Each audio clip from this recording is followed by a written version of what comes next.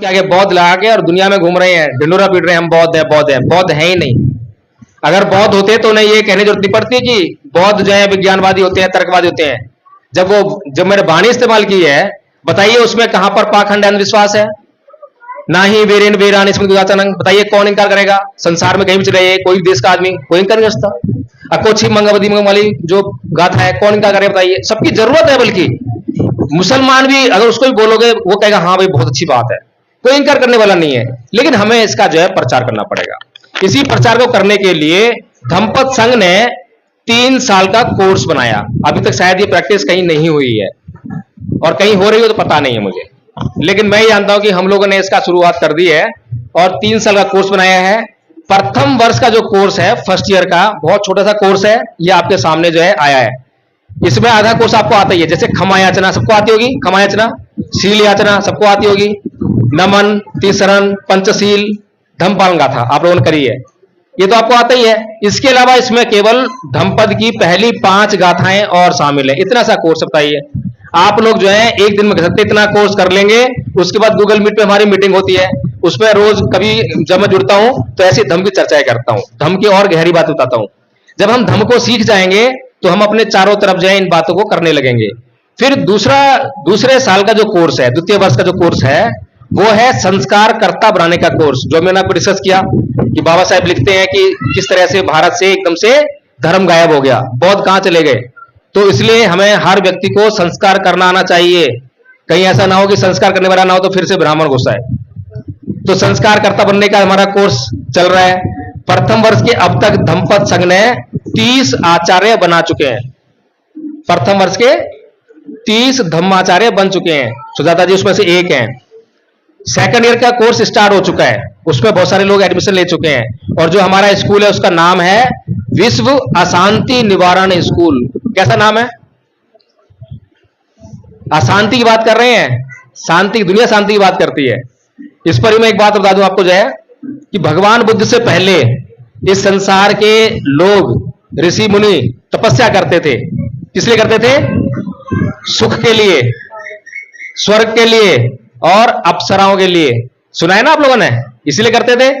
लेकिन पहली बार भगवान बुद्ध संसार में ऐसे व्यक्ति हुए जो ना तो सुख की खोज में गए, ना अप्सराओं की खोज में, ना स्वर्ग की खोज में। किसी खोज में गए?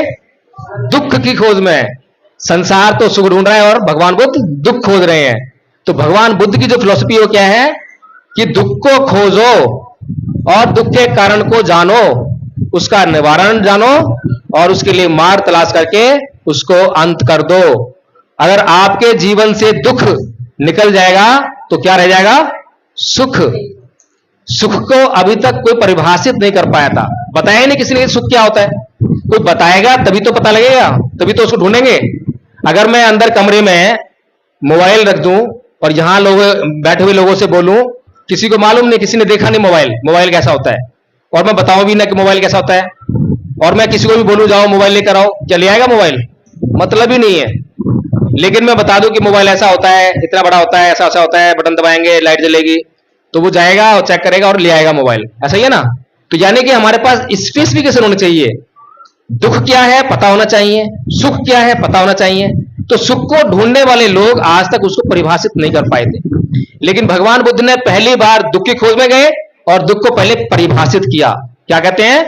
जाति भी दुखा, जरा भी दुखा, व्याधि भी दुखा, मना भी दुखा, शोक परिदेव दोमनस्य उपाया सापी दुखा, जम भी छंगने लभती तंपी दुखं, पेहि विपयोगो दुखा, अप्यहि संपयोगो दुखा, संख्यतेन पंचपादान खंदापि दुखा।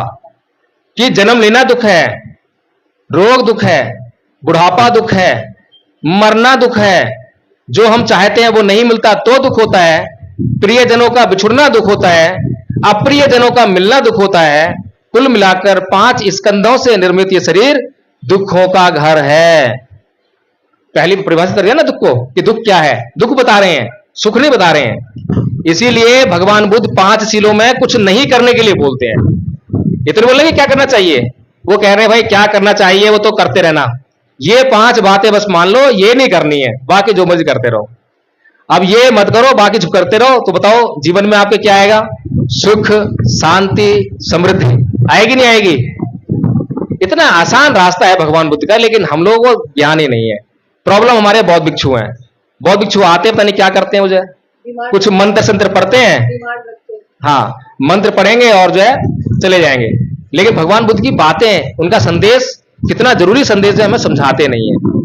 आप लोग भी ऐसे ही हो, लेकिन क्योंकि हिंदू धर्म छोड़ के आए ना, हिंदू धर्म में कोई भी पीला वस्त्र पहनकर भीख मांगता है तो आप लोग उसको प्रणाम करते, प्रणाम साधु जी ऐसे करते हैं ना।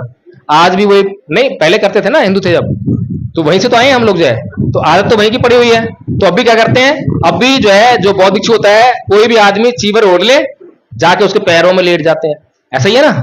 ये नहीं देखते कि ये बौद्ध भिक्षु है या नहीं है। भगवान बुद्ध धम्पद में कहते हैं कि योच वंत कस्सावा सीले से सुषमाए तो उपे तो दम सच्चे निश्चय कासा बम रहती।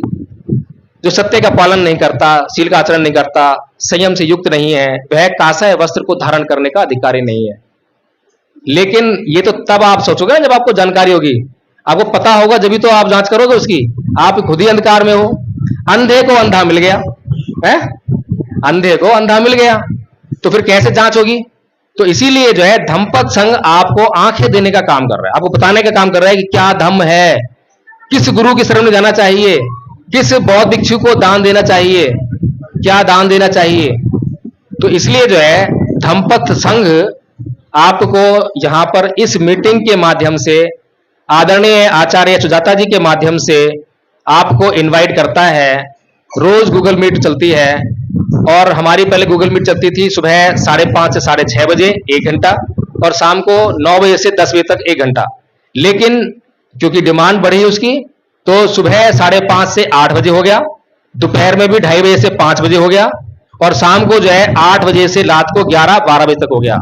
और अभी इसको बढ़ाकर जो विश्व अशांति निवारण स्कूल जो हमारा चल रहा है, उसको हम 24/7 करने की कोशिश कर रहे हैं। अभी हमारे पास केवल 30 आचार्य हैं। जब आचार्यों की संख्या बढ़ जाएगी तो हम जो है किसी भी आचार्य से कहेंगे कि भाई आप आधा घंटे तक ये गूगल मीट पर आइए और शिक्षण कीजिए, सिखाइए लोगों को जो है ये, तो किसी को भी असुविधा नहीं होगी। तो 24/7 होने वाला पहला स्कूल होगा संसार का। गलत कह रहा हूं, सही कह रहा हूं? अब तक आपने कोई मंदिर ही खुला देखा होगा जो 24 घंटे खुलता है। शिक्षा के लिए विद्यालय खुले नहीं देखे होंगे, लेकिन हमने यह प्रयास शुरू किया है कि हम शिक्षा का ये विद्यालय विश्व अशांति निवारण स्कूल, इसको 24 घंटे ऑनलाइन कर देते हैं। जब आओ जब मर्जी सीख लो, किसी के पास कोई एक्सक्यूज ना रहे कि मैं पढ़ा लिखा नहीं हूं। कोई बात नहीं, अनपढ़ हो तब भी आ जाओ। हमारे कई आचार्य अनपढ़ हैं। एक आचार्य हमारे मजदूर थे, उन्होंने पूरा कोर्स याद कर लिया, करवाया उनको याद। एक नाई हमारे बिहार से हैं, नाई का काम करते हैं। एक आचार्य जो है सिलाई का काम करती हैं। उन लोगों को हमने, कोई बड़े पढ़े लिखे विद्वान लोगों नहीं हुआ, मैं रतनलाल जी के पास नहीं गया कि आप आचार्य बनिए, लक्ष्मण यादव के पास नहीं गया कि आप आचार्य बनिए।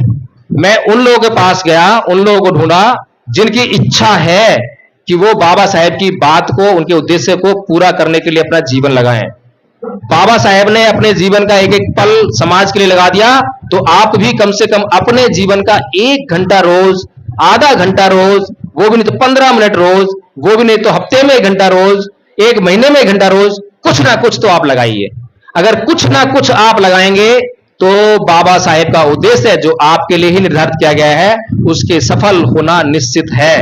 लेकिन अगर नहीं लगाएंगे तो उसकी असफलता भी उतनी ही निश्चित है। तो इसीलिए हमारा समाज हमेशा मसीहा ढूंढता है। वो ढूंढता है कि कोई बाबा साहेब आ जाएं तो हमारा उद्धार हो जाए, वो ढूंढता है कि कोई कांसीराम आ जाएं तो हमारा उद्धार हो जाए। लेकिन हम कहते हैं कि क्या आरएसएस कोई कांसीराम ढूंढती है? कोई है कांसीराम उनके पास? कोई बाबा साहेब है उनके पास? नहीं है। तो वो क्या करते हैं, कोई पूरा कांसीराम तुम्हारे पास आएगा नहीं, कोई पूरा बाबा साहेब भी नहीं आएगा, कोई पूरा बुद्ध भी नहीं आएगा। तो क्या करते हैं कि वो अंश लेते हैं। वो कहते हैं एक काम करो भाई, 1-1% सब कांसीराम का दो। तो 100 लोग निकालते हैं, 100 लोग अपना 1-1% देते हैं, तो 1 कांसीराम पैदा कर लेते हैं। 100 लोग मिलाकर 1 कांसीराम, 100 लोग मिलाकर 1 बाबा साहेब, और हजारों लोगों को मिलाकर जो 1 बुद्ध बना लेंगे। कितना आसान काम है? तो इसी तरह से हम लोग अगर अपना 1-1% भी दें तो हमें अपना सब कुछ त्यागने की जरूरत नहीं पड़ेगी। अब तक हमारे महापुरुषों ने जितना भी काम हमारे लिए किया है, उनको अपना सब कुछ त्यागना पड़ा है, सब कुछ बलिदान करना पड़ा है। बाबा साहेब ने अपना सारा सुख चैन, 4 बच्चे, 1 बीवी, सब कुछ त्यागा, जब जाके आपको ये सब दिया। मानव साहेब कांसीराम जी ने अपना सब कुछ त्यागा, जब आपको सब कुछ दिया। लेकिन आप लोगों को ये नहीं कह रहे हैं कि आप सब कुछ त्यागो, आप लोग कह रहे हैं कि भाई 1 घंटे का अपना जो आपका भोग विलास उसे त्याग दो, 1 घंटा तो समाज के लिए दे दो।